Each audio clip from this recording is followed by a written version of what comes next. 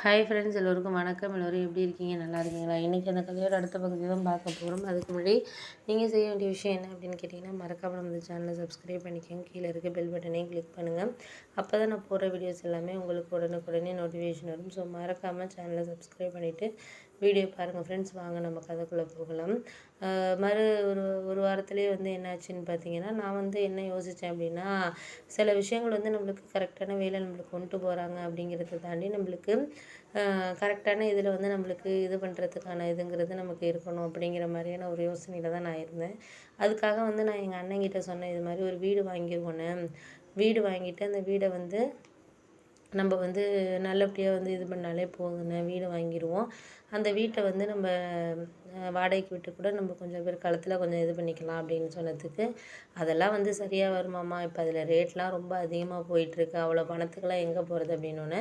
ஆனால் என் ஹஸ்பண்ட் சொன்னார், ஒரு 25 லட்ச ரூபா 30 லட்ச ரூபாக்குள்ளே இருந்துச்சுன்னா இது வீடாக வாங்கி வச்சா கூட நான் கொஞ்சம் நாள் கழித்து வந்தால் கூட நம்ம அதில் இருந்துக்கலாம். இன்னொன்று, அப்படி இல்லைன்னா கூட வாடகைக்கு விட்டோன்னா அதில் வர பணத்தை கூட வீட்டு செலவு கூட பண்ணிக்கலாம்.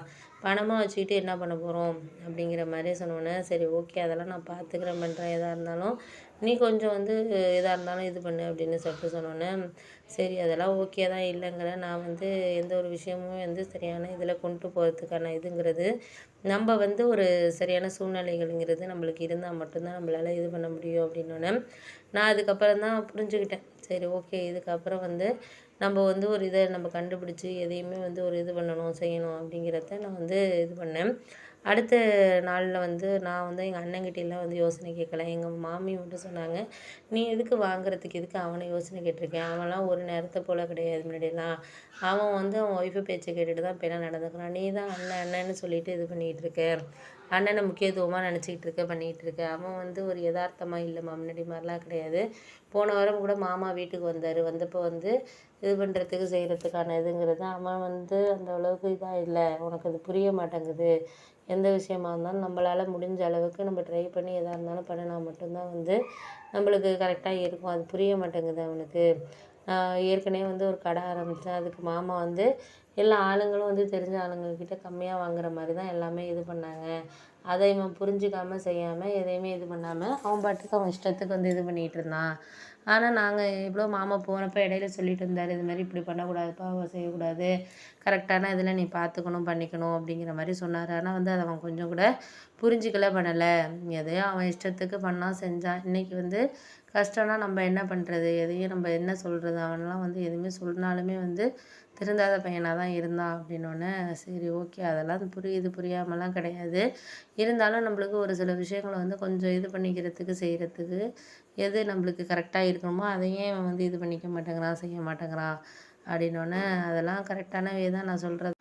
நான் ஒரு சில விஷயத்தில் புரிஞ்சுக்கிட்டு தான் நான் இது பண்ணுறேன், அதெல்லாம் உனக்கு புரிய மாட்டேங்குது அப்படின்னோடனே, எனக்கு புரியாமலாம் கிடையாது, எனக்கு எல்லாமே புரியுது தான். ஆனால் அந்த விஷயத்தில் நம்மளால் ஒரு கான்ட்ரிபியூட் பண்ணுறதுக்கான இதுங்கிறது இல்லை அப்படின்னோடனே, சரி விடு, நீ அதெல்லாம் விடு, நான் எதாக இருந்தாலும் இனிமேல் என்னால் முடிஞ்ச வரைக்கும் என்னால் எந்த ஒரு விஷயத்தையுமே இது பண்ணிக்கிட்டு நான் பார்த்துக்கிறேன், செஞ்சுக்கிறேன். அதுதான் எனக்கான ஒரு வேங்கிறது. அதுக்கு மேலே என்னால் ஒன்றும் இது பண்ண முடியாது, செய்ய முடியாது அப்படின்னோடனே, சில விஷயங்கள் நம்மளுக்கு கரெக்டான வே இருந்தால் மட்டும்தான் நம்மளால் இது பண்ண முடியும், செய்ய முடியும் அப்படின்னோடனே, சரி ஓகே, இதெல்லாம் பார்த்துக்கலாம், பண்ணிக்கலாம். நம்ம எந்த ஒரு விஷயத்தையுமே நம்மளுக்கு இது பண்ணுறதுக்கான இதுங்கிறது நம்மளுக்கு இல்லை. அதை நீங்கள் புரிஞ்சுக்கிட்டு நீங்கள் எதாக இருந்தாலும் நமக்கு இது பண்ணால் மட்டும்தான் நம்மளால் இது பண்ண முடியும் அப்படின்னோடனே, சரி விடுங்க, நம்ம அதெல்லாம் பார்த்துக்குவோம், பண்ணிக்குவோம்.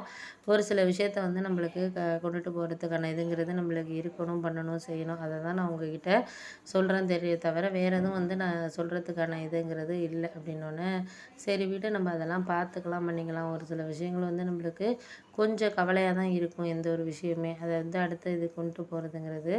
நீ உனக்கு பணம் இருக்கா, உன் ஹஸ்பண்ட் அனுப்புகிறாரா, நீ வாங்கு, பண்ணு, செய். அதை தான் நான் உங்ககிட்ட சொல்கிறேன். அவனை எதுக்கு நீ யோசனை கேட்குற? இதை கூட உன் ஹஸ்பண்ட் கூட சொல்லியிருப்பாரு. ஏன் உன் அண்ணனையெல்லாம் தேவையில்லாமல் கேட்டுக்கிட்டு இருக்க, நீ ஒரு இதை இது பண்ணால் என்ன அப்படின்ட்டு சொல்லியிருப்பாரு. ஏன் நீ படித்த பொண்ணு தானம்மா, உனக்கு தெரியாதா அப்படின்ட்டு எங்கள் மாமி அட்வைஸ் பண்ணாங்க. நானும் அந்த பழசையெல்லாம் கொஞ்சம் நினச்சி பார்த்தேன். அதே மாதிரி தான் அவங்க சொன்னது மாதிரி தான். அண்ணன் அந்த அளவுக்கு எதையுமே வாங்கணும் பண்ணணும்னா ஒரு இன்ட்ரெஸ்ட்டாக இது பண்ண மாட்டாங்குது. ஏற்கனவே ஒரு இடம் வாங்கி முடிக்கலான்னு சொல்லி இது பண்ணப்போ அது கம்மி விலைக்கு தான் போணுச்சு. 3 லட்சமோ 4 லட்சமோ அதுக்கு இது சொன்னிச்சு. இந்த அளவுக்குலாம் இது இருக்காது, அது இருக்காதுன்னு சொன்னிச்சு. ஆனால் இப்போ ஒரு 3 வருஷம் 4 வருஷத்துக்கு அப்புறம் கிட்டத்தட்ட அப்போ 3 லட்ச ரூபா வாங்குறவங்களாம் இன்றைக்கி 8 லட்சம் 10 லட்சம்னு விட்டுட்டு இருக்காங்க. அதில் ஒரு 2 3 பிளாட் அன்றைக்கி வாங்கி போட்டிருந்தேன்னா இன்றைக்கி நல்லா லாபம் பார்த்துருந்துருக்கலாம். அப்போயே ஹஸ்பண்ட் சொன்னாங்க, "ஒன்றா பேச்சை கேட்டுட்டு நீ தான் தேவையில்லாமல் வாங்காமல் விட்டுட்ட" அப்படிங்கிற மாதிரி என்கிட்ட பேசினார் அவர் என்கிட்ட.